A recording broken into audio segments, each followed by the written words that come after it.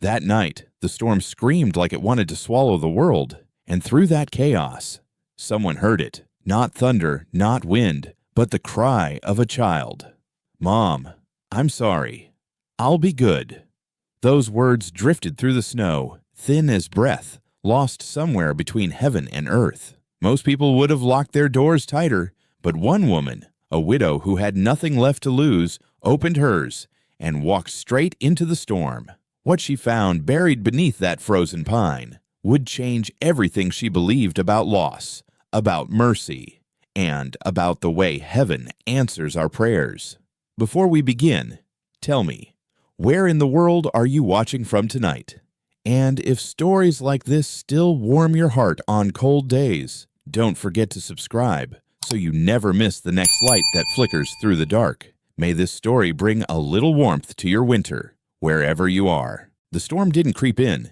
It descended sudden and furious, as though the heavens had torn open above Montana. By dusk, the mountains were gone behind a white veil, and the world had become a howl. Snow rolled down from the high country in sheets so thick it swallowed fences, barns, and the thin black lines of the power poles that leaned like tired soldiers. The wires hissed once, sparked, and died, leaving the land in silence except for the wind. In the town of Fairbend, lights flickered, shutters clattered, and doors were bolted tight against a night that promised no mercy. Miles away, where the last street lamp's glow faded into wilderness, a single farmhouse stood half buried beneath the storm's weight. Its roof bowed under ice. Its windows pulsed dimly with the amber breath of a dying fire. Inside, Clara Dawson, 41 years old and built of quiet endurance, pressed her palm to the cold glass. Her reflection met her, soft brown eyes ringed by fatigue,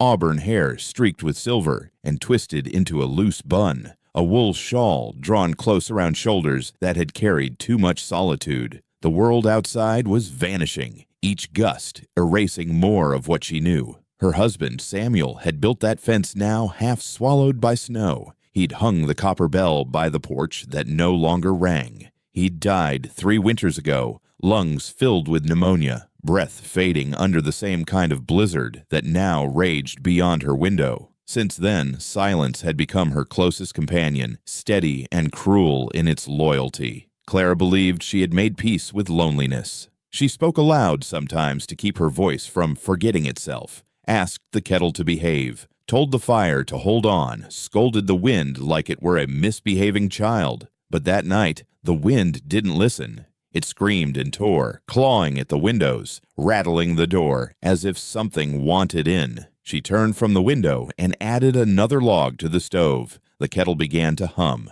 a low, trembling sound that mixed with the wind's moan. The lantern on the table flickered. She wrapped her shawl tighter, whispering to no one, "We'll get through the night." Then, just as she reached to close the curtain, she heard it. At first, she thought it was the storm playing tricks, the eerie wail that sometimes came when wind met the hollow between the hills. But this sound was different. It was smaller, softer, fragile, a thread of sound woven into the gale, a child's cry. Clara froze.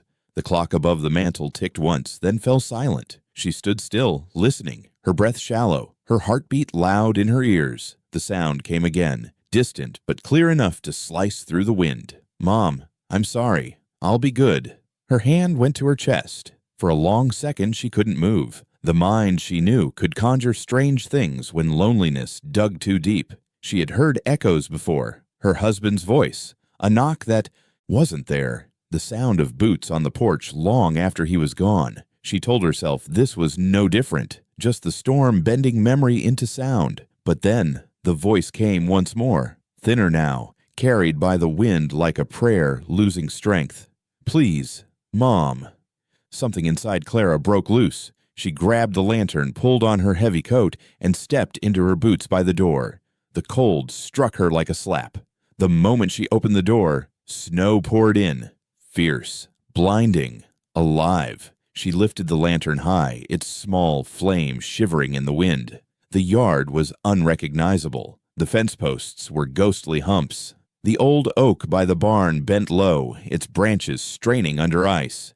She could barely see 5 feet ahead, yet she moved forward, one hand shielding the light, the other clutching her shawl against her throat. The voice had no direction. It came and went with the wind, leading her first toward the well, then past the rusted plow half swallowed in snow. Her breath clouded before her, short and ragged. The snow clawed at her skirts, catching in her boots, dragging her down with every step. The lantern light carved only a narrow circle, but within it she could see the faint shapes of her world. The collapsed chicken coop, the frozen trough, the skeletal gate. Beyond that, the dark smudge of the woods. "Where are you?" she shouted, her voice snatched by the storm. No answer, just the groan of the trees. Then, a sound again, softer now, but real. A cry stifled by the snow itself. Clara stumbled toward it, her knees sinking deep. Each breath burned her chest. She was too old for this madness, too tired to chase ghosts, and yet she couldn't stop. She thought of all the prayers she had whispered these past winters, asking God for company, for purpose, for proof that life still waited for her somewhere beyond grief. Perhaps this was it. Perhaps prayers didn't come as light. They came as cries in the dark. Her lantern caught something, movement near the fence, a shadow shifting against white. She nearly tripped reaching for it. The beam flickered, revealing the outline of a small body curled beneath a pine. A child. The girl couldn't have been more than 6 or 7. Her coat was torn, her hair plastered to her cheek, lashes rimmed with frost. She lay still, face half hidden by snow, hands clenched at her chest. Clara's breath caught. "Dear God!" She dropped to her knees, brushing snow from the child's face. The skin beneath was pale as porcelain, lips tinged blue. The girl's eyelids fluttered once. Barely. Clara pulled the lantern close, shielding it from the wind with her coat. "Hold on, sweetheart. You're all right now," she murmured, though she knew the child couldn't hear her. Her fingers trembled as she checked for warmth. Nothing but the chill of death's edge. Panic rose sharp in her throat. She gathered the child into her arms. The small body was shockingly light, almost weightless, like carrying a handful of feathers. The girl's head rested against her shoulder, a faint scent of soap and cold air clinging to her hair. "Please," Clara whispered, more to heaven than anyone. "Please, not another one." She turned back toward the farmhouse, its faint window light a distant flicker against the snow. The wind roared again, pushing against her, stealing her breath. She tightened her hold and began to walk. Each step felt heavier, the snow deeper, the cold more cruel. The lantern dimmed, the flame bowing low. Halfway across the yard, the ground gave way beneath her boot. She fell to her knees, the lantern swinging wide, spilling its light across the girl's face. For a heartbeat, Clara thought she saw the child's lips move, or maybe it was only the wind again, whispering those same words. "I'm sorry, Mom." She staggered up, clutching the girl closer, and pressed forward through the storm. The porch seemed miles away. When she finally reached it, she shoved the door open with her shoulder, stumbled inside, and let it slam shut behind her. The fire had nearly gone out. She kicked the door closed and sank to the floor by the hearth, cradling the child near the faint warmth. The room filled with the scent of wet wool, smoke, and fear. "Stay with me," she said softly, rubbing the girl's hands between hers, willing the warmth to return. "You're safe now. You're home." But the child didn't move.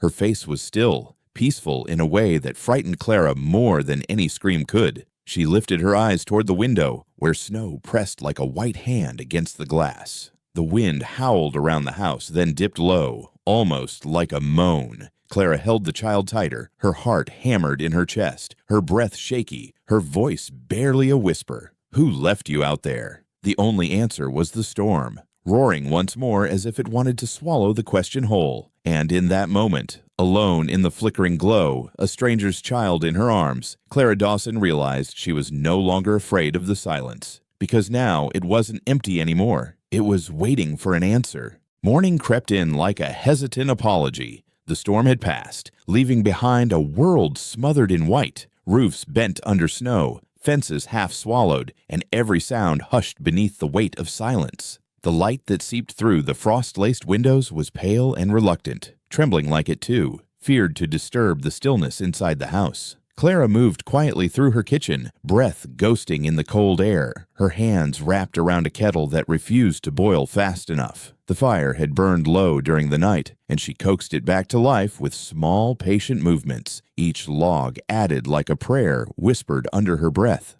The girl lay on the couch near the hearth, bundled beneath layers of quilts that smelled faintly of lavender and thyme. Even from across the room, Clara could see how fragile she looked, skin pale as candle wax, lashes dark against her cheeks, lips cracked and bruised blue. She couldn't have been more than 6. A child too small for a world this cruel. The thought twisted something deep inside Clara's chest. She'd known hardship, knew what it meant to bury dreams in snow. But to imagine a child enduring that night alone made her heart ache in a way she hadn't felt since the day Samuel's laughter vanished from this house. The kettle finally began to hum, low and steady. Clara poured warm water into a bowl, testing it with her wrist before dipping a clean cloth inside. Kneeling beside the girl, she brushed damp curls from her forehead and began to wipe the ice from her skin. "You're safe now, sweetheart," she murmured, her voice soft, almost unsure. "You're going to be all right."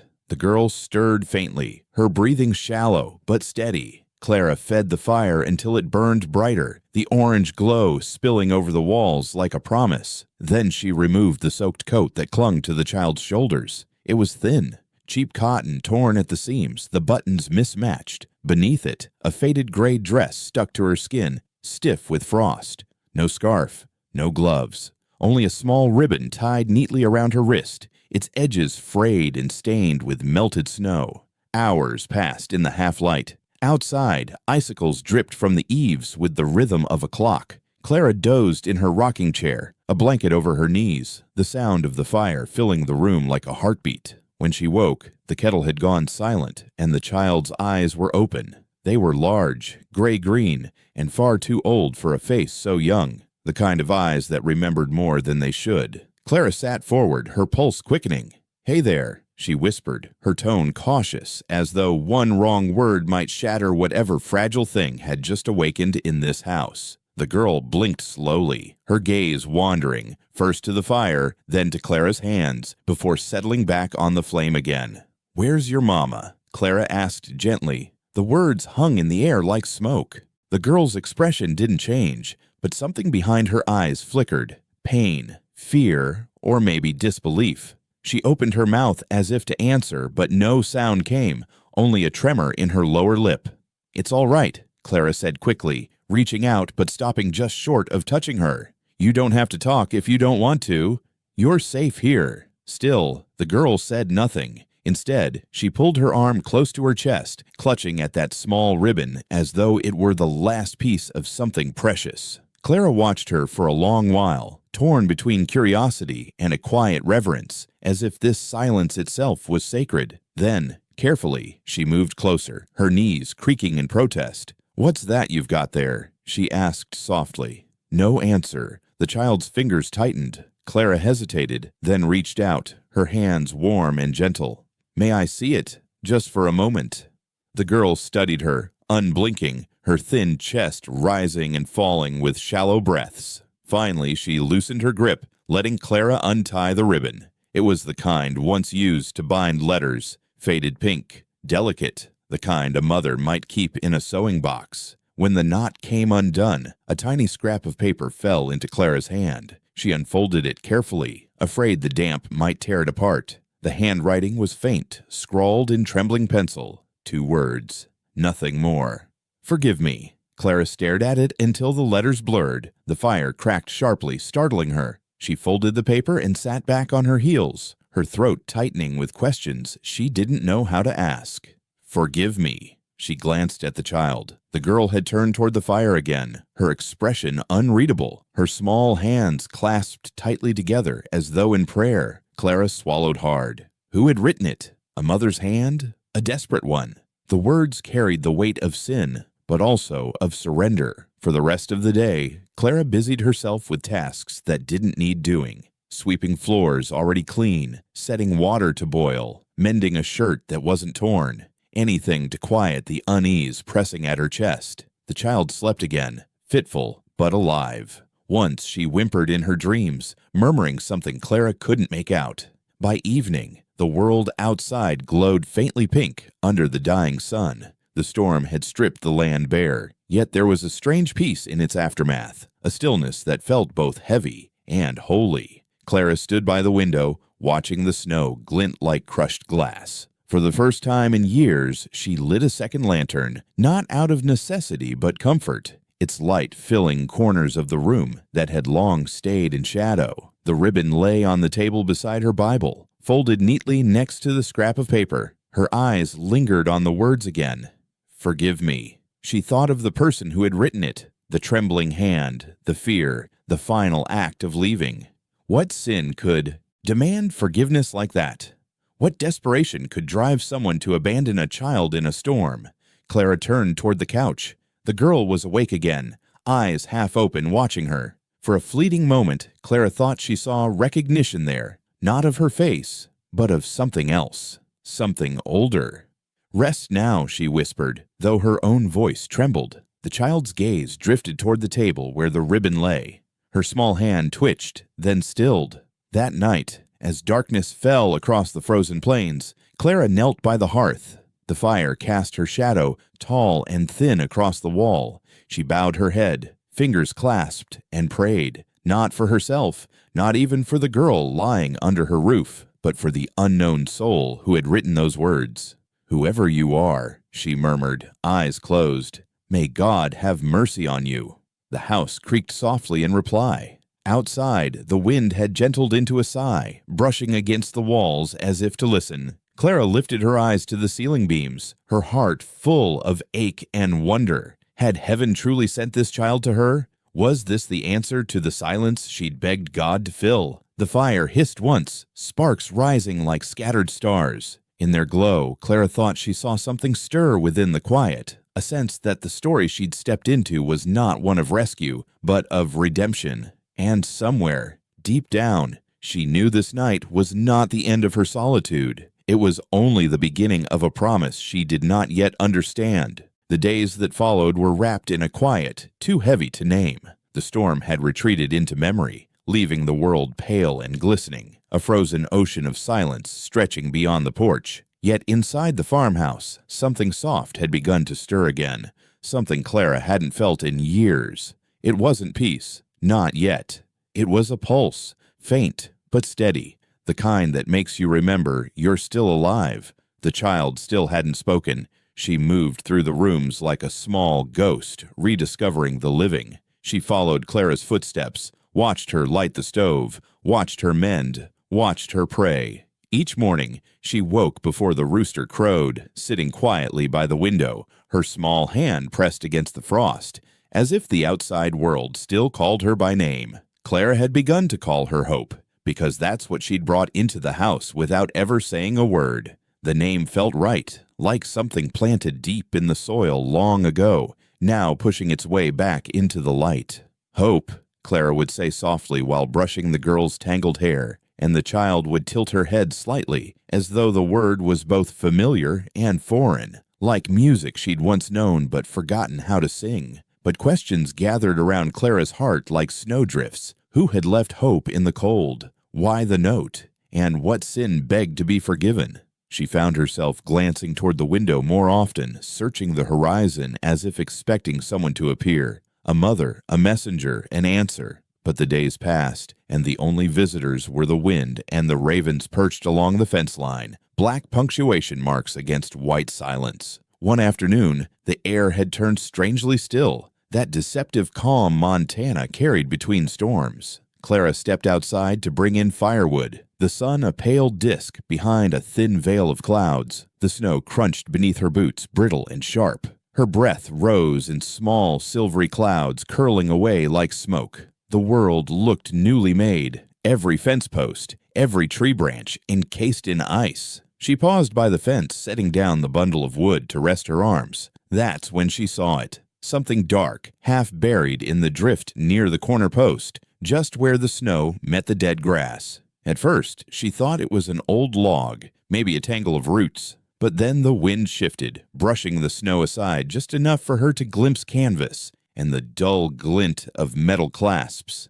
She knelt slowly, her knees sinking deep, and brushed away the snow with her gloves. What emerged was a small canvas satchel, the kind used for carrying tools or medical kits. The fabric was stiff, crusted with ice, its strap torn halfway through. She tugged gently until it came free, the frozen ground giving up its secret with a sigh. Inside, everything was damp, heavy, and cold. She carried it back to the porch and laid it on the bench near the door. The clasp resisted, rusted tight, but after a few tries it gave way with a snap that sounded too loud in the quiet. The smell of damp paper rose up, the scent of things once important, now nearly forgotten. Clara reached inside and pulled out a handful of folded documents, their edges curled, ink bleeding into the fibers. She laid them out carefully on the table by the window, smoothing them flat with trembling fingers. Her eyes caught on a name first, a signature written in slanted, deliberate strokes at the bottom of one torn page.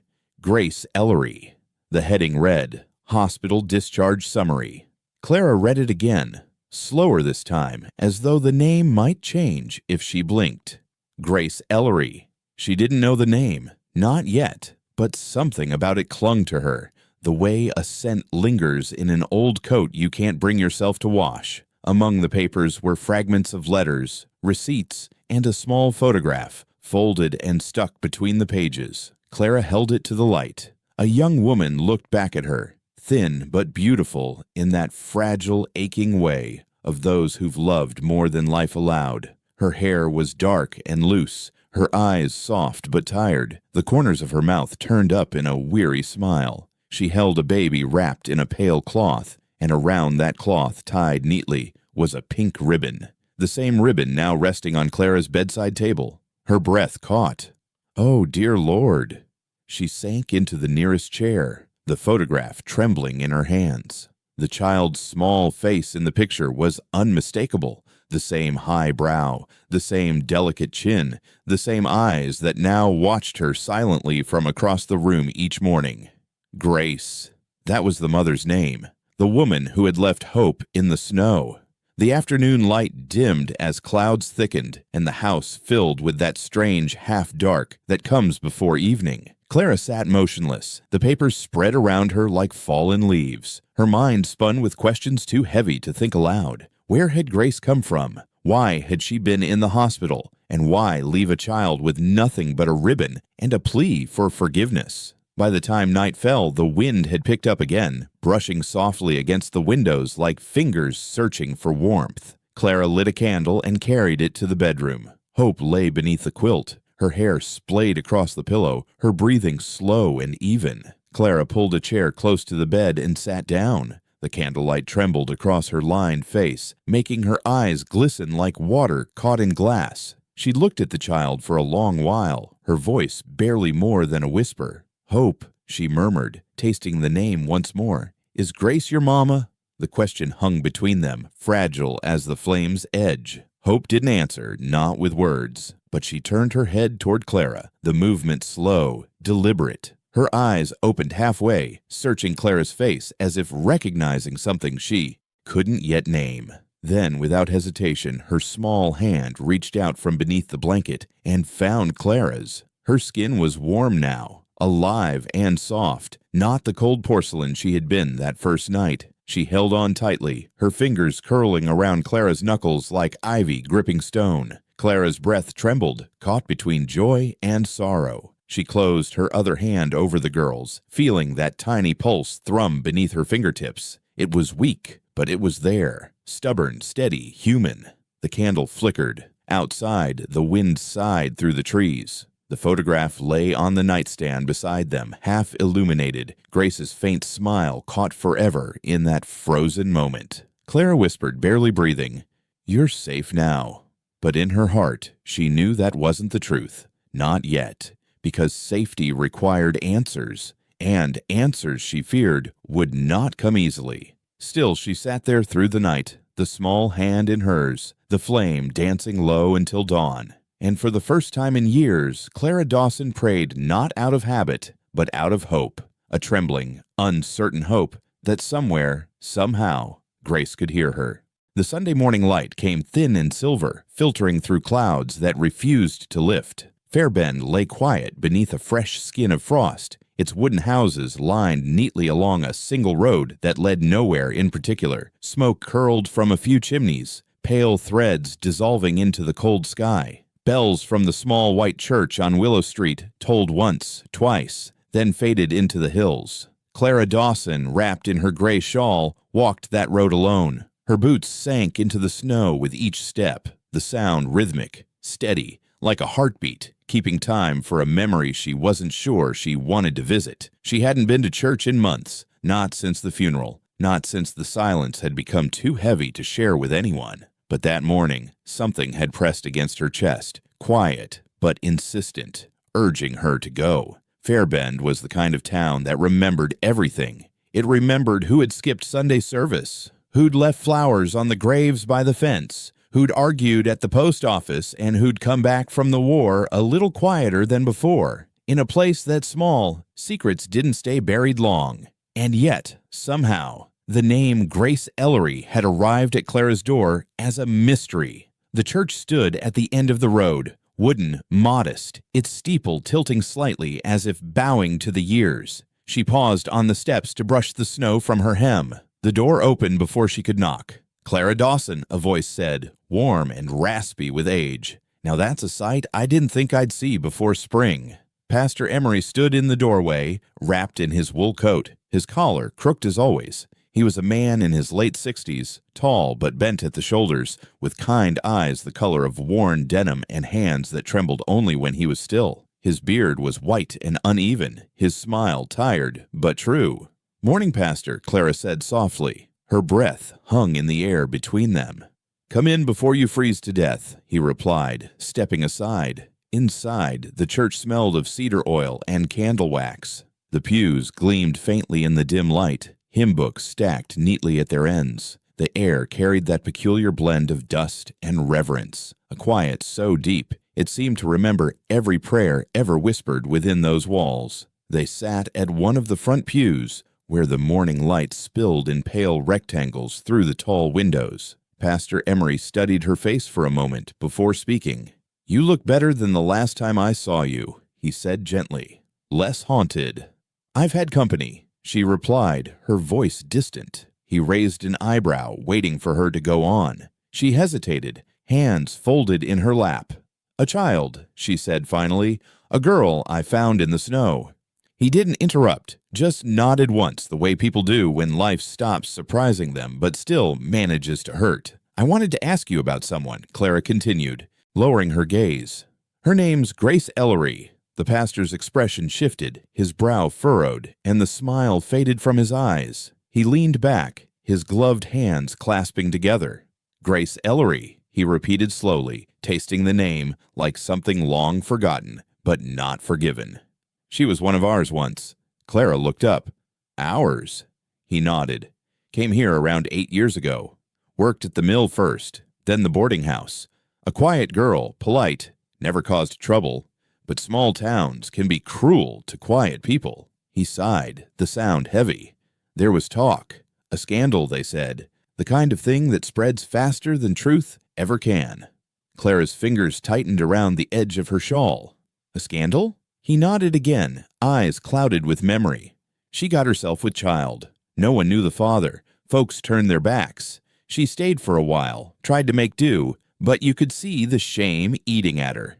Then she left. Said she was going to Billings for work." The pastor paused, staring at the wooden floorboards as though searching for words he'd buried there. "Heard she took ill there. Something in the lungs. The hospital wrote once, looking for next of kin. But no family came forward. She passed last winter." The words landed like a quiet blow. Clara felt the air leave her lungs. She turned her face away, her eyes burning, though no tears came.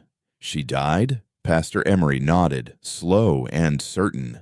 "A good soul. Life just didn't give her mercy." Silence settled between them. The old clock above the door ticked faintly. Outside, snow began to fall again, small, soft flakes drifting past the window like ash. "I see," Clara whispered at last, rising to her feet. "Thank you, Pastor." He watched her go, his voice following gently. "Whatever you found in that storm, Clara, keep it safe. Some prayers don't get answered the way we expect, but they still get answered." She nodded without looking back. The walk home felt longer than it should have. The sky had turned the color of pewter, and the wind picked up, sharp enough to sting. Snow crunched beneath her boots with each slow, deliberate step. She passed the edge of town where the church bell's echo faded into the trees, and the loneliness returned like a familiar ache. Grace Ellery, dead, alone. And yet her child lived, sitting in Clara's house, sketching pictures no one had taught her to draw. By the time she reached the farmhouse, the first shadows of evening had begun to stretch across the snow. She pushed the door open, shaking the cold from her shawl. The warmth of the fire greeted her, and with it, the faint smell of stew simmering on the stove. Hope sat by the window, her small legs tucked beneath her, a scrap of paper balanced on her knees. The late light spilled over her hair, catching the soft curls that glowed almost golden in the dusk. She didn't turn when Clara entered. "What are you drawing, sweetheart?" Clara asked, setting down her gloves. Hope didn't answer. She kept her head bent, the pencil moving in careful strokes. Clara stepped closer, curiosity tugging at her chest. On the paper, a woman took shape. Long hair flowing down her shoulders, arms cradling a baby swaddled tight. The woman's face was tilted downward, tears traced along her cheeks in faint gray lines. Clara's breath caught. "Who is she?" The pencil stilled. Hope's hand trembled slightly, then lifted. Her voice, small and fragile but clear, broke the silence like dawn breaking through the clouds. "She said you'd come." Clara stood motionless, her heart thudding in her chest, the words hanging in the warm air between them like a secret too divine to touch. The girl looked up then, eyes glistening, a reflection of both fear and something deeper, something that might have been faith. Outside, the wind sighed through the trees once more, as if the whole world had stopped to listen. The storm returned that evening as though it had only been catching its breath. Snow came down in quiet sheets at first, then harder, rattling against the windows, seeping through the cracks with the moan of something restless and alive. But this time, Clara wasn't afraid of the dark. The fear that once crept through these walls had softened into something else, reverence maybe, or acceptance. She moved through the house, lighting every candle she could find. Tall wax tapers stood flickering on the mantel. Short stubs glowed along the kitchen table. A cluster of small votives lined the windowsills like guardian stars. Their flames shimmered across the walls, turning the little farmhouse into a sanctuary of trembling light. The fire crackled softly in the stove. Hope had fallen asleep in the old rocking chair, a patchwork quilt draped over her shoulders, her tiny hand resting against her cheek. The rhythmic creak of the chair kept time with the wind outside, a lullaby both fragile and eternal. On the kitchen table, Clara spread out the stack of papers she had gathered, the hospital forms, the fragments of letters, the photograph now worn soft from her touch. She had read every word a dozen times, but that night something urged her to look again, as though the truth might have been hiding between the lines all along. Her fingers brushed against the corner of one folded page, and something fluttered loose. A small envelope,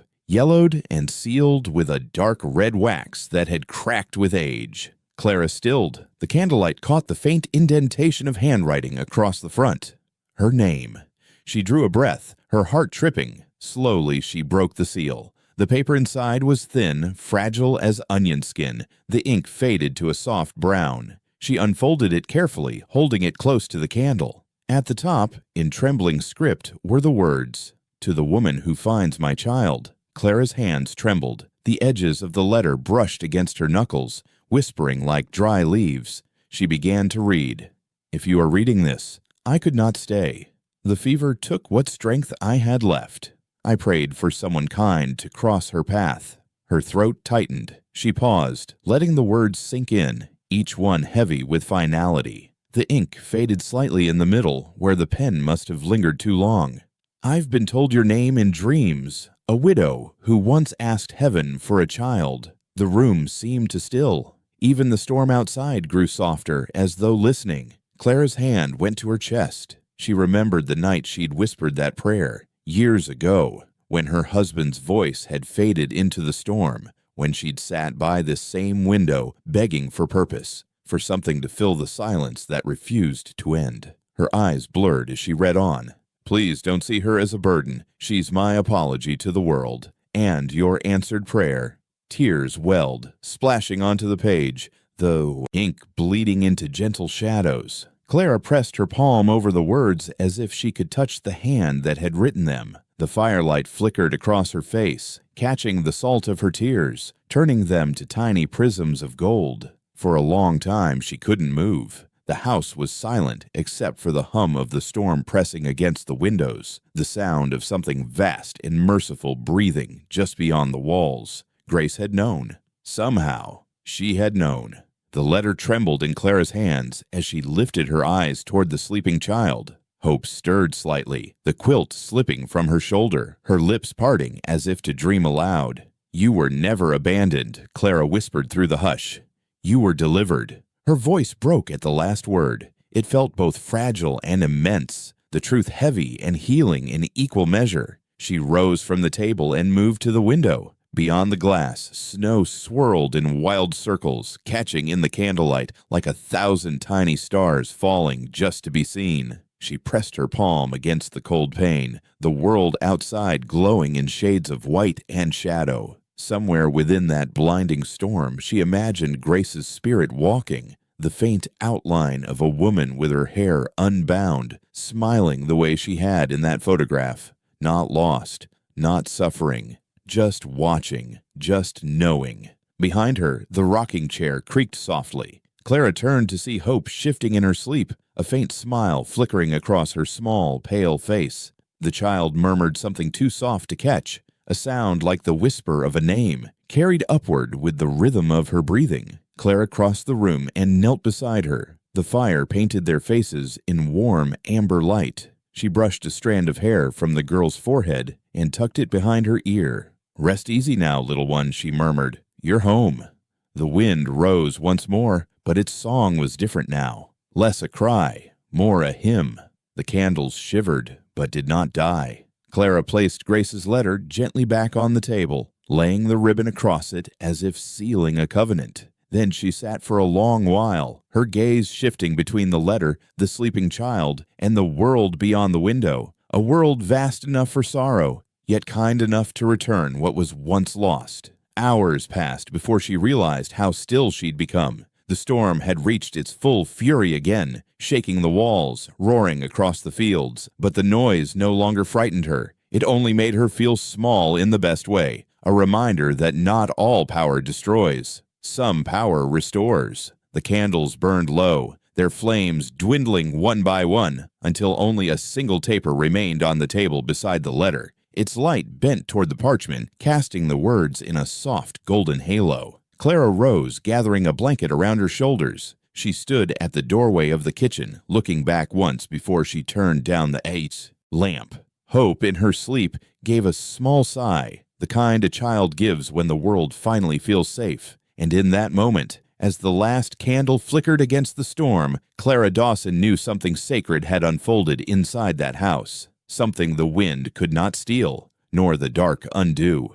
Spring did not rush that year. It came quietly, as though afraid to disturb what winter had left behind. The snow melted in slow sighs, revealing patches of brown earth, and last autumn's leaves flattened beneath months of weight. Streams broke their silence, whispering through the woods like voices long forgotten, and in that slow unfurling of color and sound, the world around the farmhouse began to breathe again. Clara Dawson stood at the porch, shawl draped loosely around her shoulders, watching the first green tips push through the thaw. The air still carried a chill, but beneath it was the faint scent of soil, alive and forgiving. Inside, Hope's laughter echoed, the sound of a bell that had waited too long to ring. It filled the house, and the space between its notes seemed to bless every quiet place where grief had once lived. The day the officials came, the world was bright and trembling with early sun.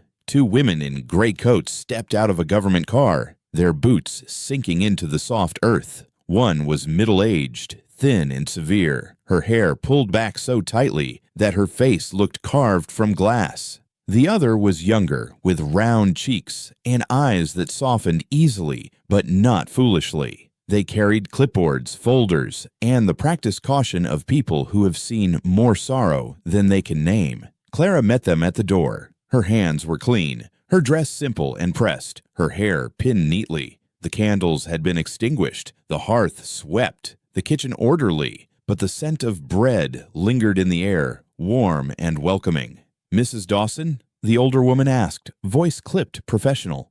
"Yes," Clara replied. "Come in out of the chill." They entered, removing their gloves, their eyes moving quietly over the room, the photographs on the mantel, the worn Bible open on the table, the little shoes drying by the stove. Hope sat at the corner, coloring with a stub of pencil, her hair falling in gentle curls across her cheek. When she looked up, her eyes, wide, curious, impossibly alive, caught the light like glass holding sunlight. The younger visitor smiled despite herself.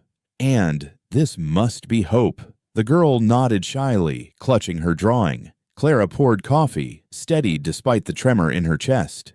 They talked in low tones, the kind that sounded polite but were built from suspicion. The women asked questions about the storm, about how long the child had been with her, about who had left her there. Clara answered each one with the truth. She didn't flinch. "I found her by the pines," she said, "half buried, near the fence line. I thought she was gone until I heard her cry."